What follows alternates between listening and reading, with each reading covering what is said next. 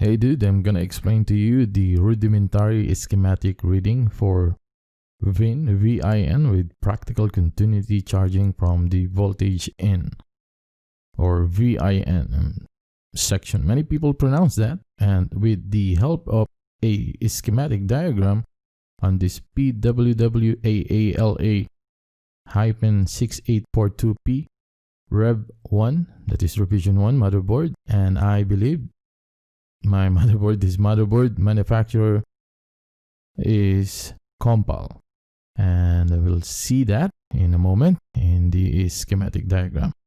And by the way, the laptop model name of this board is Toshiba Satellite C660. And you're freaking out right now because, hey Antonio, from where on earth did you get that PWWAA blah blah blah? Look mate, you can identify this ODM on your motherboard by finding the part number at the bottom area of the motherboard nearby USB section, or it depends on your motherboard design. So do not throw away the manual, read it. Okay, in my case, my motherboard has a part number of PWWAALA-6842P Rev 1. PWWAALA is the platform. That is the platform of my motherboard name, and 6842P is the model name for this particular motherboard. Then the REV1 is the revision of my motherboard. That is the revision number of this particular motherboard. So you'll be fuck off and leave your job as a laptop technician and sell coffee and tea if you do not know this stuff. Alright, so what is the ODM?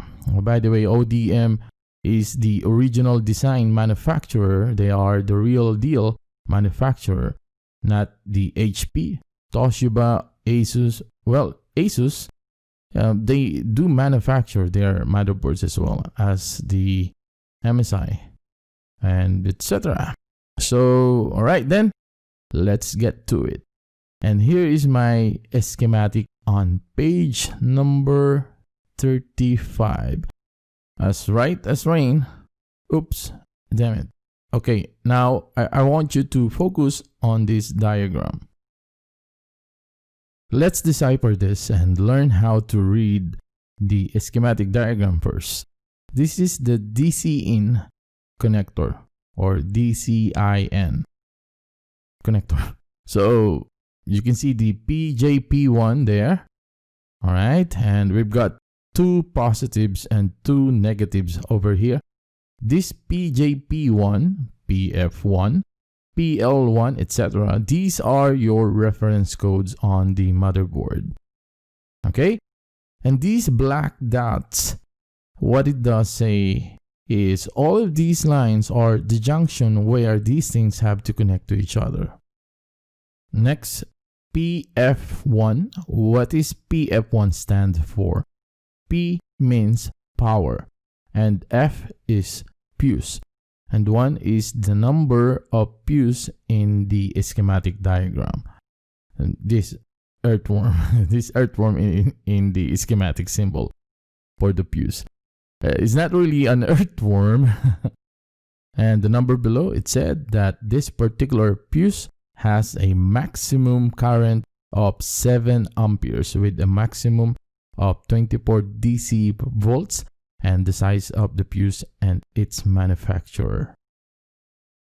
Now let's move along to the capacitor. This absolute symbol here is a schematic representation for a fixed non-polarized capacitor. How many fixed non-polarized capacitors do we have here in this schematic diagram? Any guess? If your answer is 6, congratulations, you know how to count, buddy. So start from the left, we have PC1. That is the reference code for this capacitor symbol. What type of capacitor is this? Non-polarized. Very good. Looks like your brain is charging. Okay, what about this number here? 1000p underscore 0402 underscore 50 V7K. So the 1000p meaning is 1000 picofarad. That is the capacity of this type of capacitor. And the number 0402 refer to the standard size of this capacitor with a maximum working voltage of 50 and error percentage. And the rest is almost the same for fixed non-polarized capacitors, except only for the error percentage or tolerance. Now let's look at the coil or an inductor. Modern computers actually they called it choke.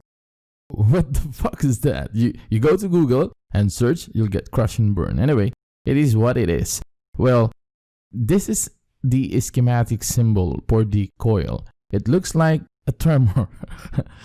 Don't mind me, ignore my stupid terminology. So I got one coil here and it's PL1. If you can remember, P is power and the letter L represent inductor, coil, choke, whatsoever. It's power inductor 1 in this schematic and as well as the specification. Alright, and these arrow pointing down are grounds. They are called grounds. Okay, and the VIN over there, VIN is voltage in. That is the meaning of that. Okay, enough talking and let's get our hands dirty. It's time cooking on gas, dude. The theory is over. Let's do some practical. Here is my Toshiba Satellite C660 motherboard. I stopped there. You saw in the previous the schematic diagram of this board. So we've got a DC connector. This is a DC connector, PJP1, and it's numbered 1 with 1, 2, 3, and 4. Did you see that? The number underneath of this connector. That is 1. That is 1, 2, 3, 4. And 1 and 2 are positives and 3 and 4 are negatives. Let me grab my schematic diagram here. Just focus on this particular line and ignore everything below it for now. Okay? So get your digital multimeter and turn the dial to continuity mode.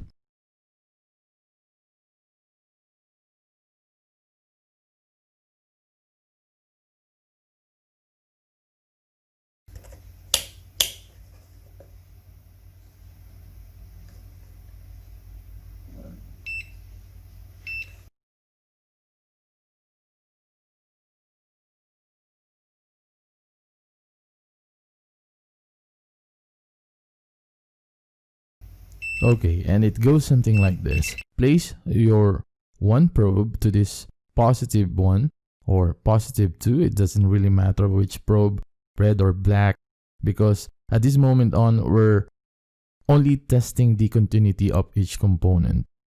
Polarity is not important here. Then touch the other probe, okay, to both sides of this fuse. This fuse is PF1 on the motherboard. If you hear that sound, you're good to go. Next, move the probe and touch both sides of this coil or inductor, if you will. And this is actually PL1 on our schematic. And if produce sound, it's perfect. Yes, it did. Voltage in, and we got the continuity. It's a piece of cake, right? For now. Happy so far? Alright, so far so good. And that's all there is to it.